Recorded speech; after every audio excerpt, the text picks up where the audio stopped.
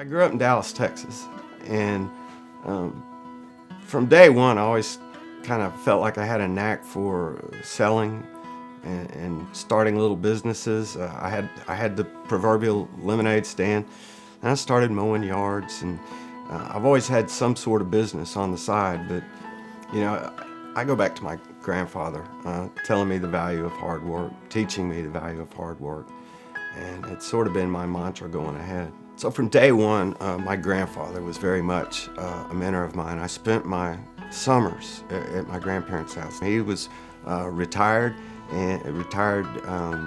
life insurance guy and a big Rotarian. While we were working in the garden in the summers, my grandfather and I have this rotary coin that has the four-way test on the back, and Granddad would always spout these things off as we were working. The first one of the four-way test is it the truth? Is it fair to all concerned? Will it build goodwill and better friendships? And finally, will it be beneficial to all concerned?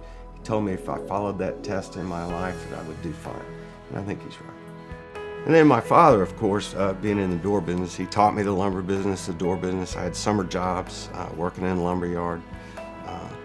Suckered me into the door business, but thankfully he did, or I wouldn't be here today. He more or less tricked me into coming into the door business by telling me he needed computer help. And I had a computer consulting business that I had started at the time. And he said, just come get us computerized and then you can go. And sure enough, I came, got it computerized, and they had me doing hardware schedules and door schedules and going out and learning how to weld and everything else. And I was never able to leave. One day at Rotary, and I knew John Dillard, we'd worked together. He did overhead doors, I did swinging doors, and we'd worked together. And he knew that I was looking to acquire a business, a swinging door business at that time. And one day at Rotary, he said, well, Chris, why don't you just buy me out? And 2 weeks later, we had a deal on paper, and I came to work here and owned the company a year later, started a new corporation, and started Dillard Door and Security, Inc.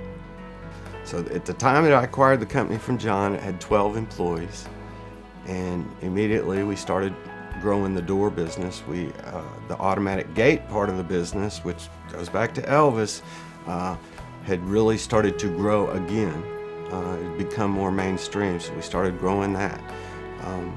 We also got into electronic security because a lot of the automatic gates are electrically controlled and need to be electrically access controlled as well.